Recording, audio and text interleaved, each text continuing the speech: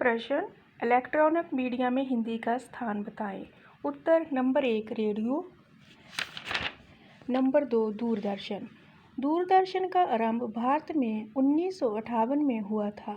15 अगस्त 1965 को दूरदर्शन के कार्यक्रमों का निर्माण शुरू हुआ। 1982 में रंगीन टीवी का आरंभ हुआ। टेलीविज़न शब्द ग्रीक भाषा के दो शब्दों टेली प्लस वियन से बना है। टेली का अर्थ है दूर और वियन का अर्थ है देखना। जो दूर की चीज़ों के दर्शन कराए उसे टेलीविज़न कहते हैं। आज भारत में अनेक टीवी चैनल काम कर रहे हैं। भारत का निम्न वर्ग और मध्य वर्ग इन टीवी चैनलों को देखने में बुरी तरह फंस चुका है। भारत के लोग अपना अधिकांश समय टीवी देखने में व्यतीत करते हैं, जिसका दुष्परिणाम देश को भुगतना पड़ा है। दूरदर्शन पर कई भाषाओं में कार्यक्रम प्रस्तुत किए जाते हैं, किंतु दूरदर्शक के अधिकांश कार्यक्रम हिंदी भाषा में ही प्रस्तुत किए जाते हैं। इसका कारण ये है कि दूरदर्शन लोगों की नब्ज को पहचानता है कि भारत के अधिकांश लोग हिंदी ही जानते हैं।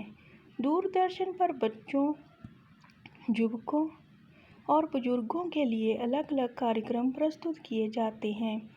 जैसे बच्चे स्टार उत्सव चैनल पर सोनपरी, विकराल गबराल देखते हैं, वहीं बच्चे पागो कार्टून भी अधिक पसंद करते हैं।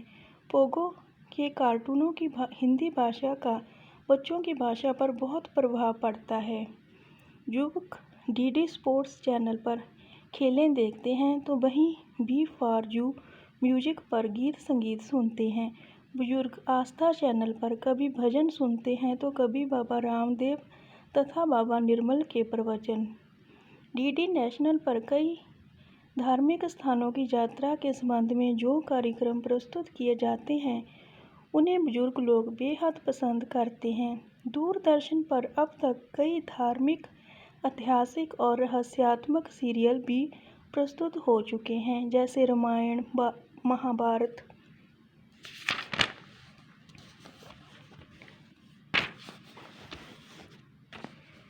जय हनुमान, ओम नमः शिवाय, जय श्री कृष्ण, टीपू सुल्तान, अल्फ लैला आदि।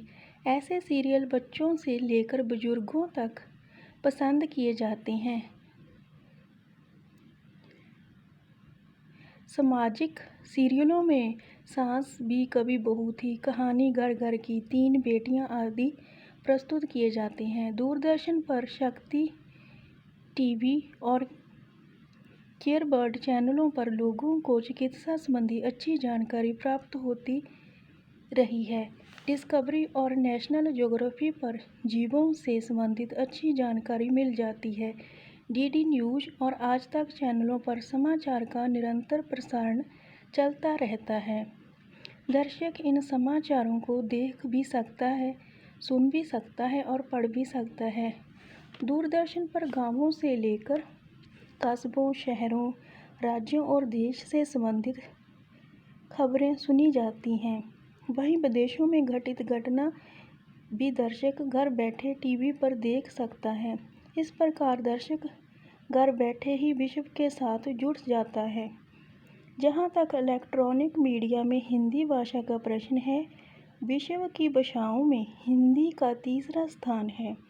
दूरदर्शन पर जितने विज्ञापन दिखाए जाते हैं वह भी हिंदी भाषा में ही प्रस्तुत किए जाते हैं, क्योंकि दूरदर्शन जानता है कि भारत की अधिकांश जनता हिंदी भाषा ही जानती है, इसलिए विज्ञापनों का जनता पर अधिक प्रभाव पड़ता है। इससे दूरदर्शन की अच्छी कमाई हो जाती है। धन्यवाद।